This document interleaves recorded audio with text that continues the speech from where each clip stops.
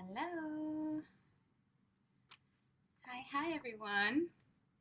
Let me know when you're here because my internet is not playing ball today. So I'm actually hotspotting this from my phone. Say hi when you're here because my internet hates me today.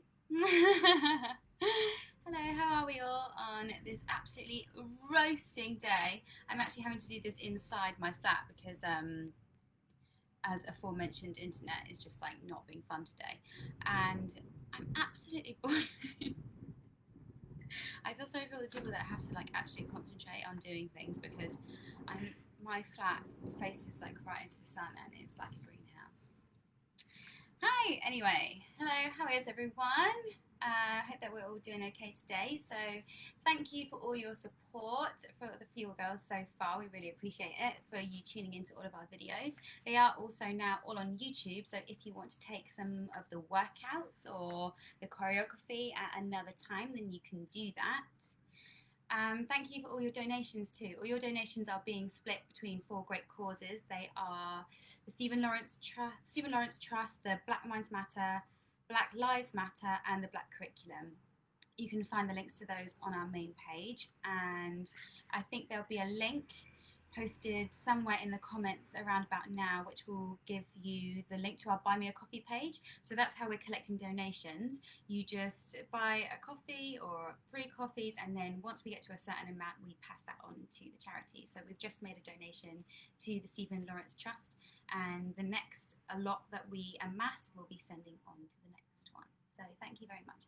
We really at the Field Girls, we feel really passionate about not just having this as part of like a social media phase. We've really woken up to the fact that we need to do more and give more back to the community. And so, with that in mind, I would like to also draw your attention to the crisis that's going on in Yemen. Just give it a Google or on BBC News if you don't know what's going on. But there's a big civil war, and they're really struggling with the coronavirus pandemic. Lots of people are homeless and starving, and so UNICEF are collecting donations. So anyway, you can find that.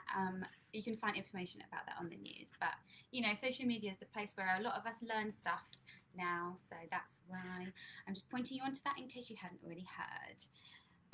So we are also running private classes. I'll get to the main bulk of this in a minute, but just getting all this blurb out of the way. We are running private classes, and you can find those on our Buy Me a Coffee page too. So I'm running group classes. So I have the second part of a fan choreo this Sunday, but I'm going to be running that whole choreo again, I think in 2 weeks' time. So if you want to do a joint group class, you can join in with that in 2 weekends' time. And then we're also offering private. So I'm doing any kind of sword tutorial and fans. Tita, you can learn lyrical fans with her. You can learn flow advanced fans with Tiana. You can learn makeup with Charlotte. She's a qualified makeup artist.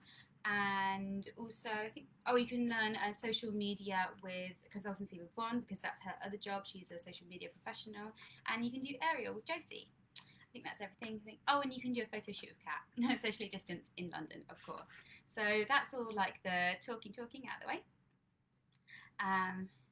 How are we doing today? Oh, that's the link to our donations page, and that has all our classes on it too. It's now in the comments. So moving on. Blah, blah, blah. Today I am talking about the next installment of my choreo series, and this is probably, I would say, in the top 5 things that we get asked as performers, and that is how to pick up choreography. This is something that if you haven't done it, if you weren't lucky enough to do it from a really young age, it can be really difficult because it's basically like learning a language.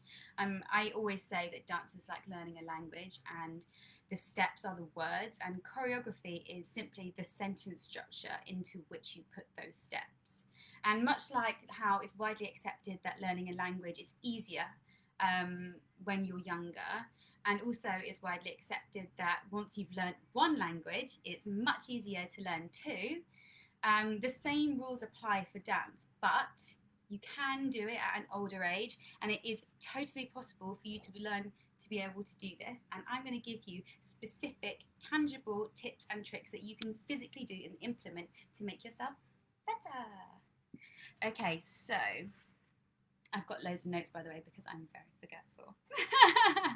And that's funny because I'm talking about something that's about memory and I'm really forgetful. So, and anyone that knows me personally can attest to the fact that I have the worst memory.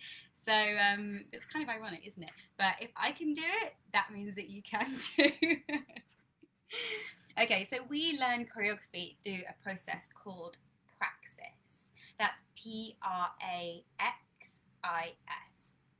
Praxis. Praxis. And what that basically is it's a method in which we transfer theory from, or thought to the body. So it's basically the process of transferring intellectual functions to your body. And what that means is your ability to pick up choreography actually has nothing to do with your physical proficiency. Let me just let that sit for a minute. How good you are at picking up choreography has nothing to do with how flexible you are or how good at tricks you are or any of that. It is all cognitive function. And so that basically leads me on nicely. I've got these really cool flashcards for you. Because I am an unemployed artist and I've got too much time on my hands. It leads me on to step 1, which is warm up your brain. Hi, Scout. No, I know, you don't know it until you actually go and explore these things, but it's true. Anyway, so number 1 is warm up your brain. So this sounds really obvious, but I guarantee you it is the most number 1 overlooked thing that people don't do. And that is basically, we all know that you're supposed to warm up your bodies. It's very widely accepted that we're supposed to warm up our bodies, but considering all physical signals start in your brain, then it's quite a large oversight, because your brain is what tells your body to move. So really, actually, your brain is doing the heavy lifting. So you should always warm up your brain. I mean, that means that can be like simple things like having something to eat and drinking lots of water. But it's also other things, like you can practice cognitive you can do puzzles, you can do mindfulness exercises where you make yourself consciously observe things around you. But also you need to put your phone away. I'm totally guilty for this, and when I am on my way to a rehearsal, I know if I'm on the tube in the morning, then I will be sitting and scrolling on my phone. But there is so much information on the internet that actually your brain just can't take it in, and your brain kind of goes into sleep mode. I'm sure we all know what that feels like when you kind of know that you've been reading something, but actually you haven't been paying attention to it at all. So you need to step away from your phone if you know that you're going to be learning choreography. Consciously engage with things around you. If you're listening to a podcast, don't just let it wash over you. Actively listen to it. Imagine what the people look like. Imagine their facial expressions. What kind of room are they in? What kind of clothes are they wearing? Not in a pervy way. Basically, be mindful, because you need to force your brain to do more than what it's given on a plate. In fitness classes, we're very often instructed to not eat beforehand so that you can get the maximum out of your body, and that's true. That really does a lot for you. But when you take a fitness class, you don't have to retain any of that information. You don't have to be able to parrot those exercises. So you don't have to be able to repeat those exercises back afterwards. You just have to parrot. Your body literally just has to replicate what your brain sees. So when you are doing choreography and you're learning something, you should warm up your brain. Hope you're enjoying these signs that my boyfriend laughed at me because I drew them in children's felt tip pen. Because that's what I had in my house. I am a big grown adult. Okay, and so moving on. Number 2. Learn to count music. This is one that's really intimidating for people that perhaps don't have it as part of their habitual practice. I know a lot of variety artists that came from a much more sort of like flow artist background or really circusy background are really put off by the idea of counting music. They find it quite intimidating, but I do understand that. But it is a really useful tool for you to learn, because performers basically we count in bars so that you have an auditory structure in which to know where you are in the music. Oops, sorry, the wind's blowing all my notes away.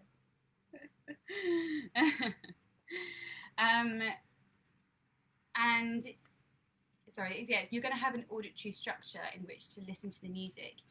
Basically, that means that no matter where you are, if you lose track of where you are in the choreography, if you understand the music, then you're going to be able to get back in. You're going to be able to pick up where you left off better than if you don't know where you are in the music at all.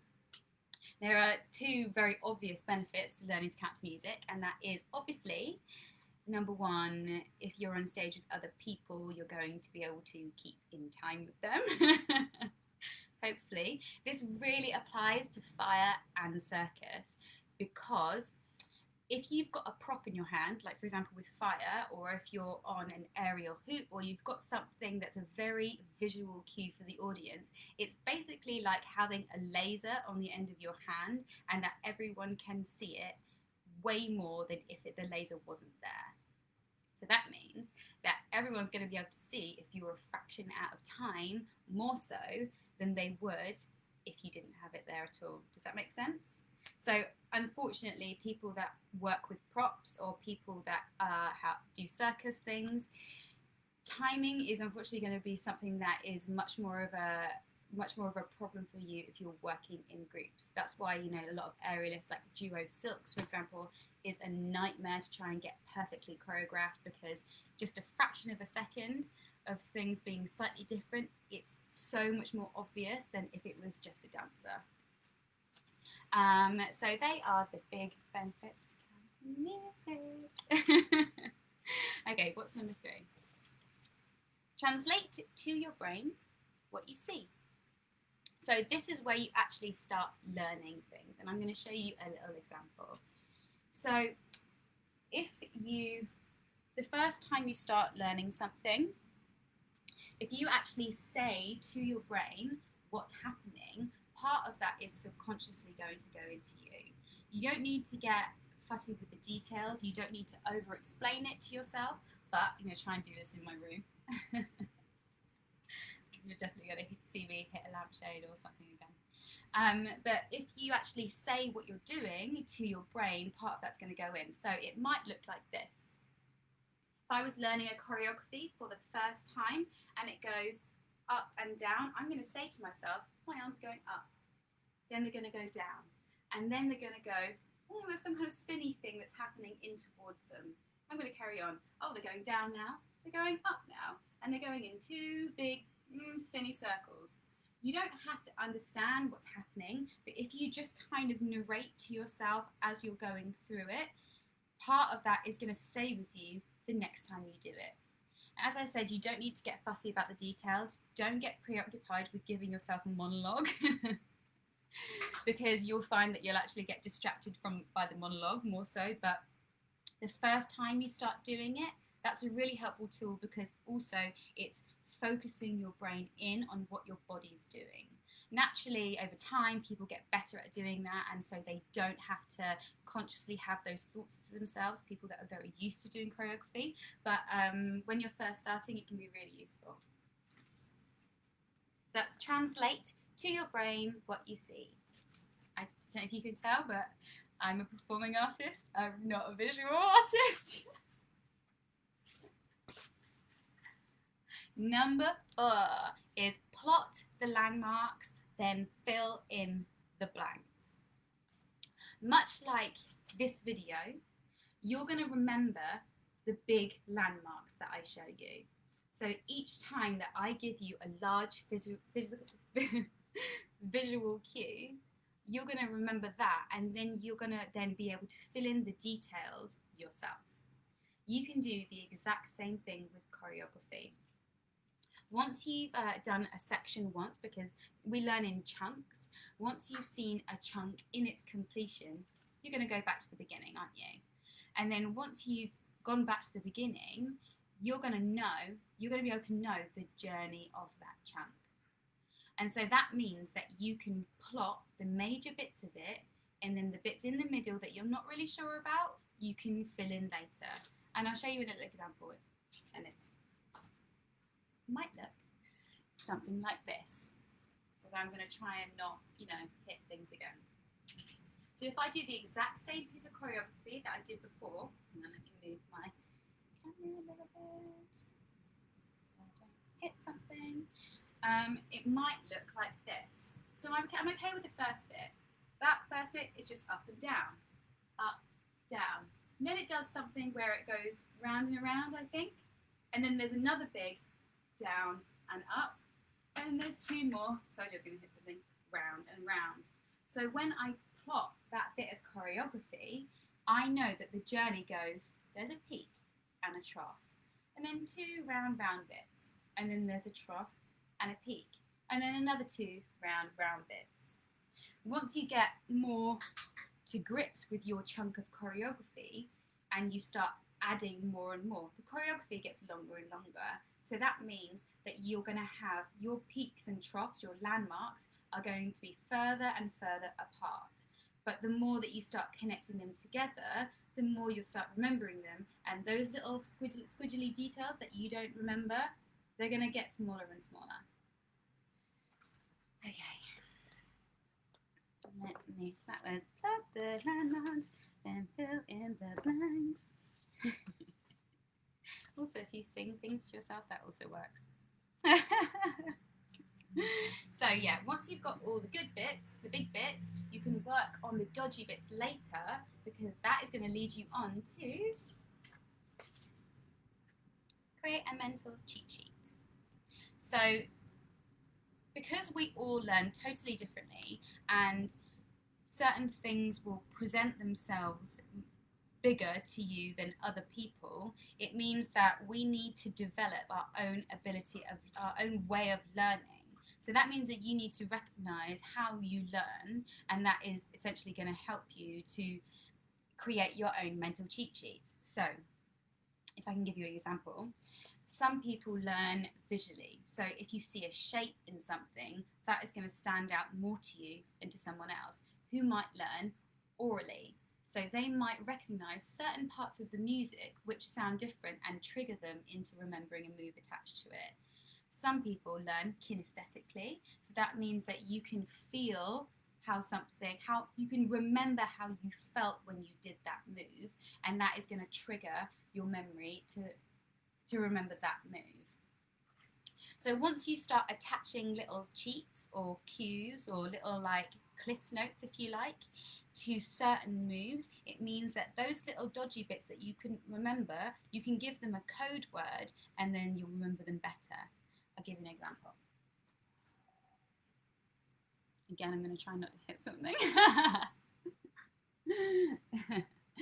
Okay, so for example, let's say that you learn visually. This section is fine, but this section, you can't really quite, this section's fine, but this section, you're a bit hazy on. You don't know why, but you're not sure. But because it's very circular, you might say, I think that looks like crop circles. So now I'm going to remember to say to myself, crop circles. Does that make sense? And then if you learn orally, say for example, this part of the track, there was a really high note. You might say, I know that crashes on the high note. But then if you keep forgetting the bit that's after that, you might say, I feel like I wanted to go with my left hand, but I know it's my right hand, so I need to remember to do the opposite of what I felt like doing. And then you can connect them all together. So when you put them all together, you might be saying this to yourself. You might be going, crop circles. Remember crop circles. You might go, the high note. I remember that that's attached to the high note. And I remember that I need to go the opposite way to the way that I wanted to go to learn that bit of choreography. So you have all these cheats that your brain is remembering to tell you every single time, and then eventually you'll remember them every single time so that you don't have to worry about remembering those cheats anymore. I do that one all the time, by the way. I always say to give myself a little shout, like something in my head, and say, remember this bit, remember that bit, and then in a flash, that second's gone, and you've carried on past that bit that you make a mistake. So I personally say that this really works. And then I don't remember what's next. Switch your focus. So once you feel like you're kind of getting it and you feel like maybe you should challenge yourself a little bit more, you should always switch your eye line. So take your eye line away from the choreographer. Try not to rely on the choreographer for too many of your cues, because when that person's gone, you won't be able to do it anymore. So whilst you're still learning, challenge yourself, take your eye line away from the choreographer. You'll be surprised at how much of a difference this makes, because all of a sudden your brain has lost one of its biggest stimuli, and it now has to think for itself. Similarly, as I'm sure all dancers know, if you turn away from the mirror when you're learning, it really, really messes with your head. Like if you tell a group to turn away from the mirror, there will be a collective groan, because everyone dreads having to look away from the mirror, but it is the best kind of brain training. What that also does is it forces you to go full out. As soon as you move your focus away from where it's used to being, your body lacks the ability to fully extend into all the lines that it was previously doing. So if you go full out, that means that you are training yourself to do everything properly. Try not to make the mistake of marking things, because that means that you're never really going to do that properly. If you're trying to remember choreography and you're sort of doing it, that's basically how you're going to end up doing it on stage. So you really need to make the effort in the studio or in the rehearsal room to do everything exactly the way that you're going to do it on stage. And that leads me on to my last one. And this one is my favourite one. And it's the one that I think that everyone needs to hear, especially creative types. Your emotions are not your cognitive ability. This one's really important, and I really wish that somebody had told me this when I was a lot younger. So some of you might be wondering what exactly that means. Also, do you like how childishly I've written this? Because I am basically an adult baby. Yeah, so some of you might not know what exactly that means. When we are doing something or when all humans are doing something that they feel really challenged by, your emotions will automatically take over. Some people have the ability to be able to do this. Some people have the ability to be able to control this really well. They might be able to compartmentalize their feelings. They might be like a very proactive sort of person that doesn't really get sensitive about things. But those people are actually quite rare. I would hasten to say that actually more people are emotional when they're trying something new than aren't. But what that means is that very often if you can't do something straight away, or even if you're failing at something repeatedly, your emotions will get very, very high, and they totally get in the way of your functional behaviour.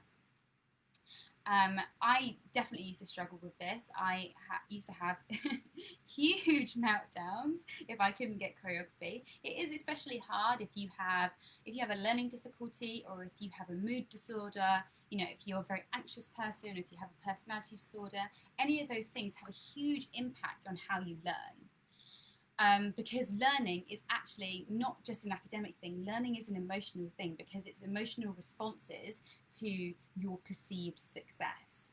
Does that make sense?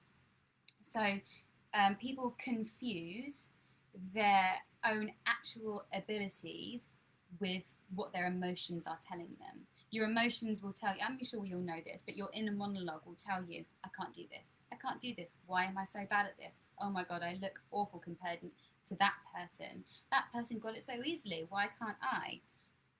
What you need to be able to do is to distinguish between the facts and your emotions. And when you get into a bad state, that's basically, it can just be impossible. So if that happens to you, take a break, go and have some water, go outside and walk it off, because your emotions, how you feel inside, is not how able you are. It's not your physical ability, and it's not, importantly, your cognitive ability. So that is all my flashcards. Everyone likes the Fuel Girl page for, fire and girls in booty shorts, and then you've got me, the nerd with flashcards and felt tip pens. So sorry if anyone's disappointed about that. But I feel like all those things are really important, and will definitely help anybody to remember or pick up choreography more quickly. So we'll quickly go through them again. Number 1, warm up your brain. Number 2, learn to count to music. Number 3, translate to your brain what you see. Plot the landmarks, then fill in the blanks. I actually can't remember what's next. Create a mental cheat sheet. Switch your focus. And finally, oh no, go full out. And finally, your emotions are not your cognitive ability. Okay guys, so that was just a little short one today, so that I don't overload you with information. But I think I'll be back in 2 weeks' time with another choreography tutorial. I think I might be doing how to choreograph for a group, tips and tricks. You can take my fan class, a reminder for my fan class, which is a group 1. It's suitable for any types of fans, and that is, I think, 2 Saturdays from now. We have part 2 happening of the same fan choreography this weekend, but if you want to sign up to the beginning one, it's in 2 weeks' time. I believe that we have Kayla on Sunday with yoga, so she's going to be doing the next live, and then back to next week, I think it's Von and Josie. A little reminder that all our donations go to charitable causes, and I hope that you have a wonderful day. Bye everyone.